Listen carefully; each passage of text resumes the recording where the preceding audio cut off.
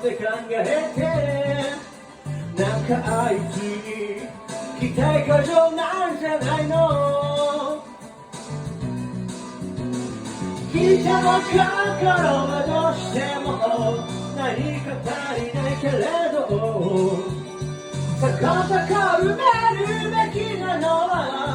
恋人じゃない、親でもない、でそうでしょ。Love me 決してないで、僕はきっと愛をもっと出せる。 I love you 怒らしてるだけじゃそのうち誰もいなくなるよ。すごいものだけ引っ張り出して自分の運の悪さをそっちにベッドになする癖ないか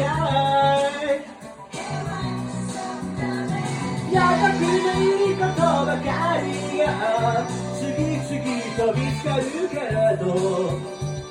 消去法でいけることもあるらしい。そのうちなんとかなる、そうだろう。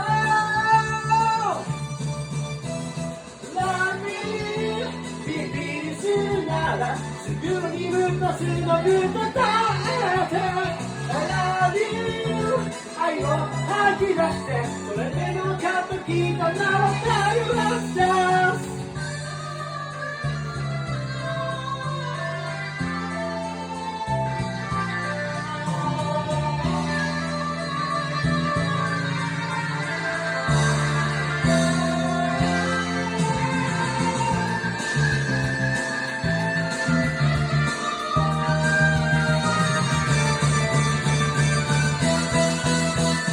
Love me 決してないで、僕はきっと愛をもっと出せる。 I love you